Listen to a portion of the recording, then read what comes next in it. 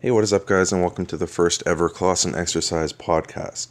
The reason that I want to do a podcast is because this is a good way to just have a conversation. Not to go into videos with a script or have to worry about editing it or cutting, stuff like that. So this is a very different format for me.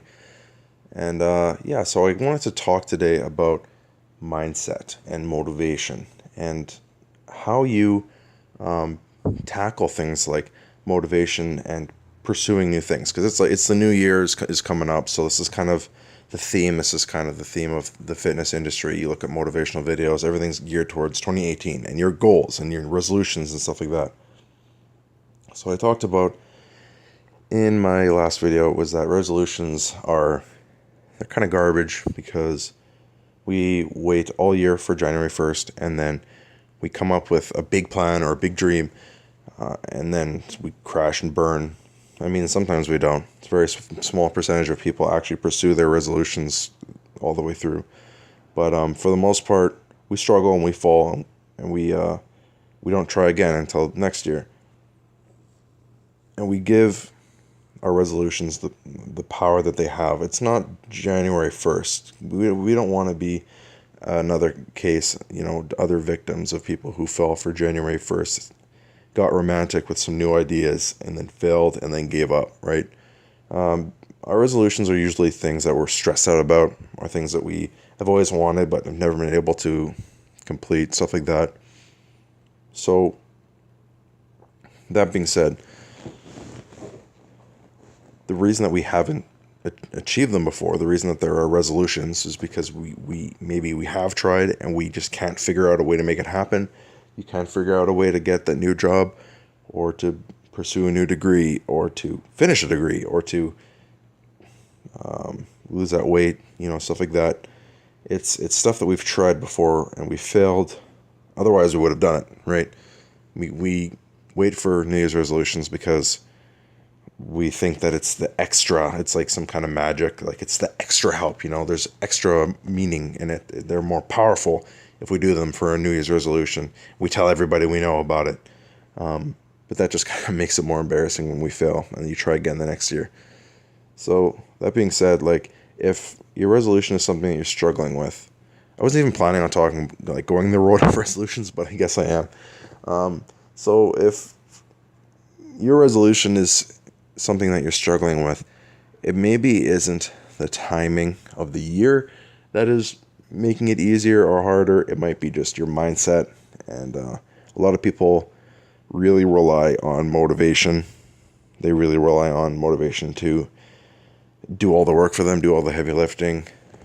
I've come to realize that motivation is kind of it's like jump starting a car with a dead battery, right? You might be going all year running off a dead battery, and then you get a jump start. And then you don't rely on jumper cables to keep your car alive while you're driving it, right? You have to keep the battery alive yourself, or you have to keep the car running with gas, and you have to do all this work to maintain the car and sustain the car and stuff like that. So to rely on motivation every single day, first of all, that's a lot of jump starts, and they'll start to lose power if you rely on them every single day. You may have learned that the things that motivated you don't motivate you as much on day two, right? We really we bank on that high that we get from motivation, being really excited to start something new or pursue something that we're struggling with, and we don't last very long. We burn out, right? We fly too close to the sun. We start too strong. We burn out, and that has a lot to do with your mindset. Motivation, obviously, it's a mental thing, but it's just a jump start, right? It's too hard to sustain high level of motivation, and it's impossible. It's not going to work. So you're motivated, that's great. But once you start working and you start hustling, that motivation can slip through your fingers very quickly. So why is it so hard to pursue these New Year's resolutions? Our dreams are the things that we can't get, the things that we want, but we just can't figure out a way to work. Like, why do we suck so much? Why can't we do this one thing that we really want? Let's quickly start off by talking about the brain. The mind and the body are one. I'm a believer in that because it's all connected. Your nerves from your brain run into your toes. So your body and your brain, they're connected. But for the sake of this, let's just talk brain power. Your brain has a very primitive feature in it that wants to keep you safe, and that's all that it cares about. Because humanity has come from a place of struggle and poverty and war and conflict, and it used to be a lot harder to stay safe all the time. And I'm speaking as a North American. I can't speak for other places in the world, so my opinions and perspectives are biased to my environment where I've come from. But lost my train of thought there. Yeah, okay, yeah, the brain. The brain wants to keep you safe above all else, and I'd like to say the brain wants to keep you comfortable.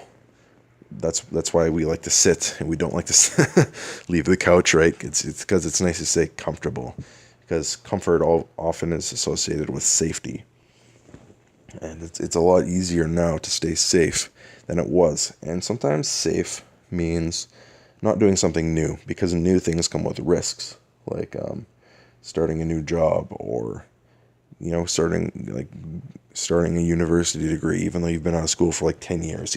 That's like, there's risks and there's fear, and it's really hard to change lanes once we're in them. It's really hard to leave our current routines, even if they suck. Even if you have a crappy job, or your routine sucks, it's normal, right? Whatever normal is to you is normal to you. Even if your job sucks and you hate the people you're with, you at least know them and you trust that they're not going to put a knife in your back, right? You know how to take the bus to get where you're going, or you know the best routes to drive. How to avoid dangerous routes, how to get to work, how to interact with the people there. Maybe all the members or the clients or customers you talk to, they know you. And even though it kind of sucks, it's what you're used to, and it feels normal. It feels safe, and you're comfortable. Even though you don't really like it, it's really hard to break out of that cycle. So in order to do that, it's kind of like you're working against your brain, because your brain wants you to keep you safe. Your brain wants to keep you safe. So you're going to have to figure out a way to not work against yourself, because it's really difficult. And as Arnold Schwarzenegger said, what helped him was that he got his brain on his side. He figured out how to get his brain to work for him instead of against him. Because, in Arnold's case, bodybuilding, it's a lot of dietary and physically demanding tasks. And that's hard. So to break a routine, to break a comfort zone, it's hard. And our brains want to keep us there because we're safe and we're comfortable. And in order to do that, you want to figure out what happens when you fail, right? Because starting new things, trying new things, there's always that risk of failure. And how we deal with that failure is ultimately what's going to make us successful, because we're going to fail, because all opportunities come with a possibility of failure. And it's how we look at these, looking at a tough time like an opportunity, to develop or to grow. Looking at failure, I feel like once you look at failure as a chance to grow as a person, you grow as a person just looking at it that way. But also, like, being prepared to fail and knowing that you're going to grow from it, it's powerful. And it's kind of like if you're trying to lose weight and you've tried for 10 years and nothing is working. That wasn't a waste of time, because you have 10 years under your belt of knowledge of what doesn't work for you, right? So that makes you going into your 11th year of losing weight a very knowledgeable person, in the sense that you know a lot about what doesn't work for you, right? So there's even growth in complete ultimate failure. Just gonna have a sip of water here. This would be a good time for a sponsor or an ad, but I have none, so that's my little narration. What was I talking about here? The failure. So when you're trying to pursue your dream or a goal or a New Year's resolution, right, there's a chance to fail. And I think the most successful people are just really good at dealing with failure, because they take a lot of risks. They leave their comfort zone often. They do things they don't normally do. They do things that they have to do when they don't want to do them, right? And they have a lot of experience doing that. And they've grown so much because maybe they failed a lot, right? We don't know. A lot of the most successful people were like high school dropouts, right? Just ultimately failures to society with a whole lot of life experience. So there's a lot to be said about failure and growth. And so that comes down to, again, our mindset and how we handle that failure when it comes our way. So you kind of have to be able to predict yourself. I think I want to do my next episode of podcast on self-awareness because it's so important to be self-aware. Like you kind of know how you're going to act when you fail a test, right? Or someone or you're in a relationship and someone dumps you, or you have to dump them. You can kind of know after it's happened to you once how you're going to act the second time. The first time of failing of anything or trying a new experience of failing is hard because you don't know how to deal with it. It's new to you, that kind of thing. But after you've experienced that once, it's a lot easier to deal with it the second time and the third time and the fourth time, right?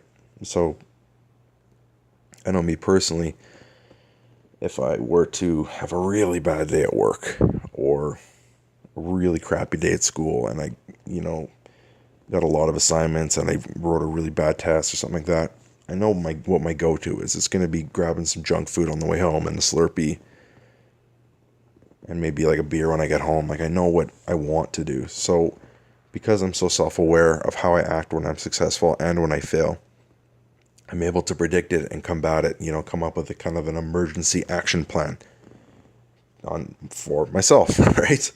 And I think that's important, to be in tune with yourself and how you act when you fail. Because if you're going to take on risks and, challenges and that there's a chance of failure, just being prepared that you could fail isn't enough. Sometimes you have to have a plan for post-failure, I guess you could call it. Be prepared to fail. And if you do fail, have a plan for after you fail. And I think that really helps you, handle failure and helps you grow as a person and helps you be able to take on more challenges and leave your comfort zone more often. Because it's really easy to just stay in our routine. Because, if it was easy to change routine and go after the things we want, you would have done it already, right? If it was so easy for everyone to have what they wanted, everyone would just have what they want. And most people don't. So, so I guess that kind of wraps up mindset and motivation and failure. But failure, I do want to talk about how failure isn't always just failing at a task. It's often like the judgment of others and the fear of what other people are going to think of us if we fail. So sometimes it's not just that we weren't able to do something, it's that we're scared of what people are going to think of us. Humans are very judgmental because we learn vicariously through other people, and I think that's, again, it's a survival thing. You see someone step on a landmine or step through a thin area of the lake of ice and they fall in the water. You don't have to step on a landmine or step on thin ice to learn yourself if you've seen someone else do it, right? So we are very judgmental creatures. It's just in our own instinct. So we have to learn how to take those risks and try new things and go new ways without the fear of people judging us, because they're going to, whether you like it or not. You slip and you fall and you look around and see if anyone saw you. Why do we do that, right? Why? Someone you've never seen before, you slip and you fall and you look to see if anyone saw you. So what if they did? It doesn't make a difference, right? You slipped and you fell and nothing's going to change and you're not going to see that person ever again. It's just funny how we do that. So failure, not just the task, but the fear of people judging us. And the saddest part about judgment is that it's mostly from the closest people that we, the people we're closest to, like parents or your spouse or someone you're in a relationship with or your friends, right? Those are the people that stop you from doing the things you want. And even if they're the most supportive people in the world, you're scared of failing because you're scared of what they're going to think about you. And that sucks because now you're not doing anything and you're just hurting yourself. And, You're failing because you're scared of what your friends think and your family, and they're supposed to be there as your support system. So that being said, you have to be your own support system. You sometimes can't rely on everyone else in your life to give you a pat on the back and pick you up when you fall, because sometimes they're not there, or they don't understand you, or you're doing something risky and that they don't support, and that can be really difficult to be your number one cheerleader. I don't really have any friends in YouTube. I don't have any friends doing what I'm doing, really, so I have to be my own cheerleader, and I take a lot of risks, and I'm prepared for the failures, but I fail alone. I try new things alone. I succeed alone. I'm kind of like on my own team for the most part, and sometimes that's just how life is. And you just have to be able to develop these tools yourself, because you are you, and you are in this life. You can get married or you can do things with other people, but ultimately you're an individual on your own journey. And you sometimes you separate from people or places, but you're always with yourself. So developing that belief in yourself to succeed is more important than developing your parents' belief in your success, right? Another water break. So, in that direction that I was going, people are going to judge you whether you succeed or not. And there are people who are going to have your back whether you succeed or not. So, being aware of failure sometimes isn't enough. You have to be aware that people are going to think thoughts about you whether you like it or not. And so we come to a difficult place where we're aware that there's failure and we're aware that there's judgment. And how are we going to deal with this, right? So this is kind of an uncomfortable subject. People don't really talk about it, but it's often because you're too soft, right? You're weak. You're too easy on yourself. You've failed before and you just give up. You've tried something and you give up, and you don't see it as growth or like that failure provided something for you. You just quit, right? You feel bad for yourself. It's good to love yourself, but it's not good to just have so much pity on yourself. People are parented by their parents until they grow up and they move out of their house, and then some people, they just stop disciplining themselves. They don't have their parents to discipline them. They don't have someone to get them back on their horse and slap it on its way. You have to be able to do that yourself. And mental toughness, right? You're going to fail, being prepared to fail, not letting that failure consume you and destroy you. That's kind of important, right? Otherwise, no one would be in relationships, because everyone's been in a crappy relationship. And if it just destroys you, that's it, right? So you either have to grow from it or it consumes you. So your mental toughness, like losing weight, fat can be hard, depending on your genetics, and you have to be aware of the fact that you could fail, and that if you do fail, that you're not going to give up and you're not going to quit, even though you really want to, and your brain is telling you, why? Like, this system works for us. Just come home from work and just eat and watch stuff and go to bed. It works. I'm alive. I'll be alive tomorrow, probably. We're safe. Why are you changing up the system? Why are you doing that? Why are you putting yourself at risk? You're already working against that instinct to stay safe. So you have to be tough. You got to be like, no, we're doing this because this is better for us. Sometimes you know better than your brain. After I said that, I realized it doesn't really sound like it makes any sense, but you know what's better long term and big picture, and your brain thinks now in the moment. It can like send signals to you, like cravings for what you need, or like headaches if you need water, stuff like that. That's all it can do. It just thinks current. It doesn't think like long term. That power comes from you. So you have to be tough and you have to be strict, and you have to know that day 2 is going to suck. If you're trying to lose weight, day 2 is going to suck. Day 3 is going to suck. You're going to have cravings. You got to learn how to fight them.